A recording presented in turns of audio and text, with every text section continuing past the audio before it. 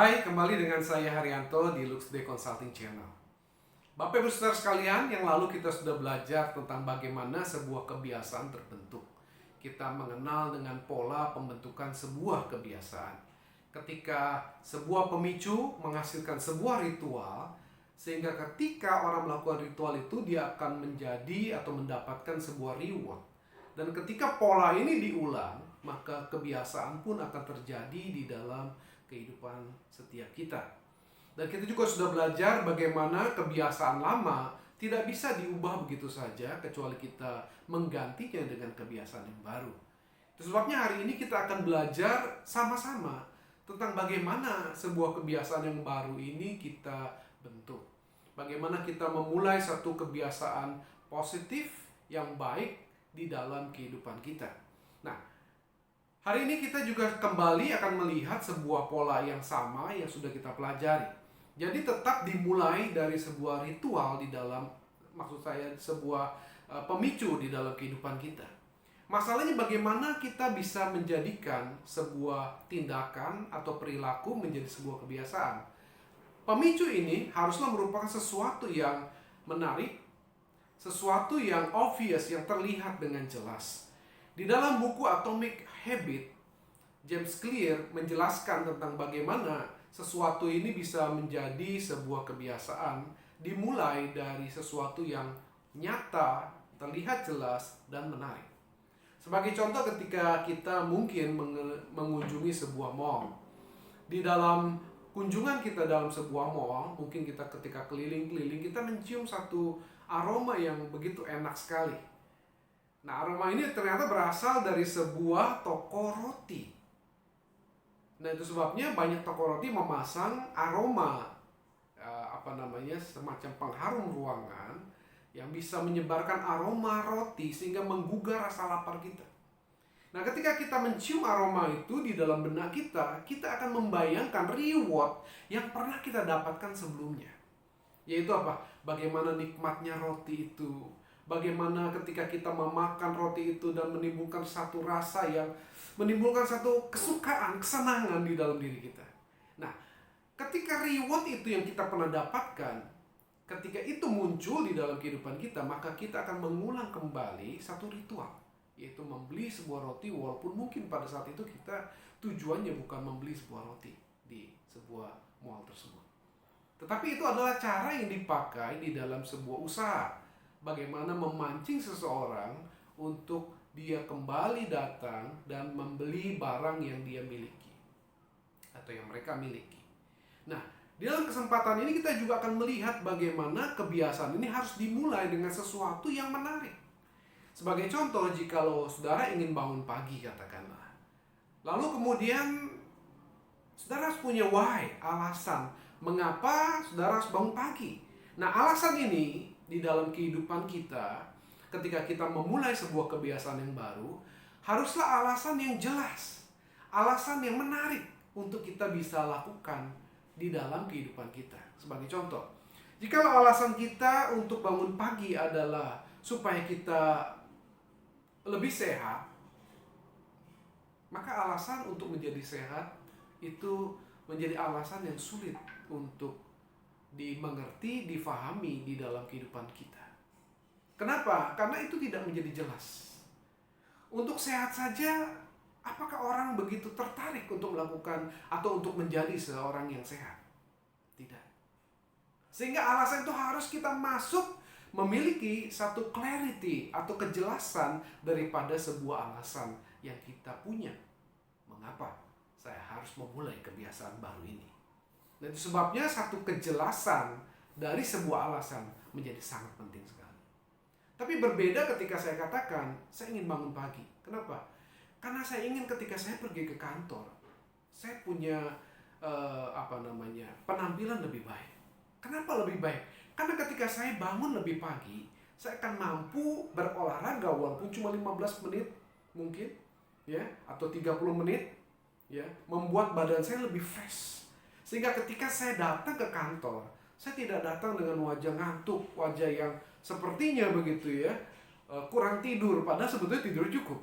Nah, itu yang saya ingin terjadi, Itu yang ingin saya dapatkan ketika saya melakukan atau memulai sebuah kebiasaan bangun pagi. Nah, ketika gambaran ini menjadi jelas, maka kita pun ingin untuk melakukan satu ritual yang sama. Kenapa? Karena rewardnya sudah jelas. Reward atau alasan mengapa kebiasaan ini harus dibangun menjadi sudah clear, jelas. Dan alasan itu juga, why itu juga harus adalah alasan yang menarik. Jika kita katakan cuma ingin, katakanlah hidup lebih sehat, apa menariknya?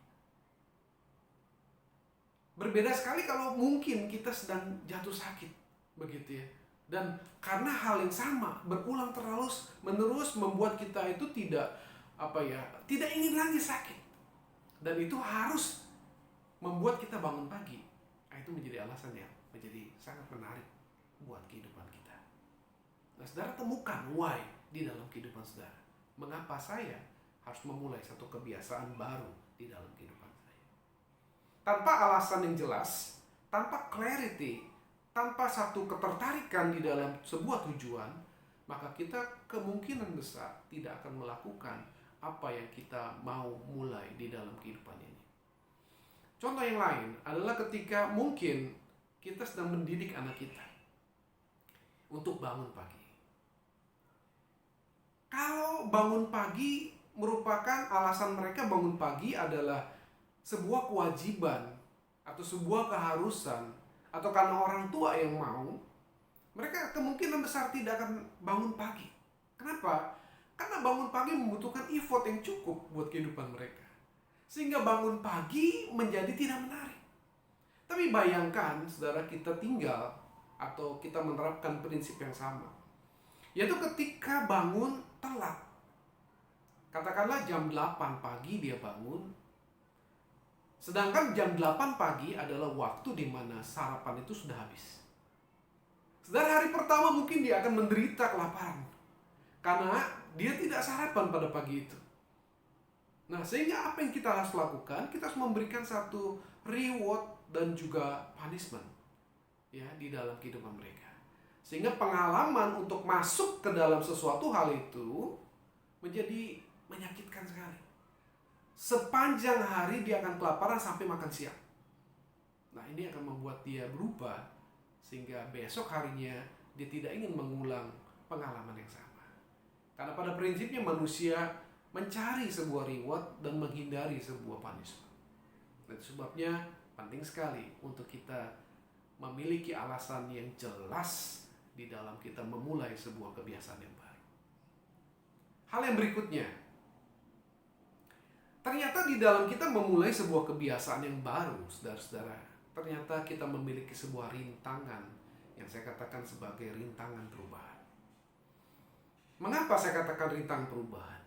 Ketika kita punya alasan yang jelas, yang clear, yang menarik, lalu kita punya katakanlah berbagai macam pengetahuan yang membuat kita ingin melakukan satu kebiasaan yang baru. Pengetahuan katakanlah segini. Nanti kita akan melihat di dalam layarnya.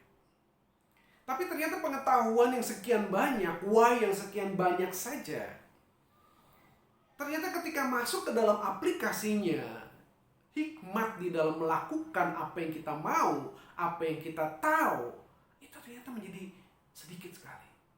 Barangkali cuma 40% dari apa yang kita inginkan. Kita mampu untuk berpikir aplikasinya. Dari aplikasinya hikmat ini, sampai benar-benar kita lakukan, barangkali cuma 5 atau sampai 10%. Kenapa? Ini yang disebut dengan rintangan sebuah perlakuan yang baru, kebiasaan yang baru. Jadi kalau kita cukup puas dengan hanya membentuk sebuah alasan yang tepat dan jelas yang menarik, maka kemungkinan kita juga akan mengalami hambatan, yaitu kegagalan, karena sebagian kecil dari apa yang kita tahu, apa yang kita inginkan, yang kita bisa lakukan. Nah, itu sebabnya hari ini saya mengajak setiap kita, temukan begitu banyak alasan, dan tentu saja minta kekuatan daripada Tuhan untuk memulai sebuah kebiasaan yang baru. Karena saya percaya setiap kita pasti akan diberikan anugerah di dalam setiap kita. Ketika kita melakukan sesuatu, pasti ada berkat Tuhan di sana. Karena Tuhan memberkati daripada kehidupan kita ketika kita melakukan sebuah usaha. Ketika usaha kita lakukan, maka hasil pun kita akan dapatkan. Seperti banyak pepatah katakan, hasil tidak akan mengingkari daripada usaha yang kita lakukan. Ketika kita berusaha sekian banyak, walaupun jadinya mungkin sekian banyak, tapi ini akan menjadi sebuah loop, sebuah lingkaran, sebuah siklus yang akan mendorong kita memulai satu kebiasaan-kebiasaan yang baru lagi, yang positif di dalam kehidupan kita. Kiranya ini bisa menolong saudara dan memberkati saudara.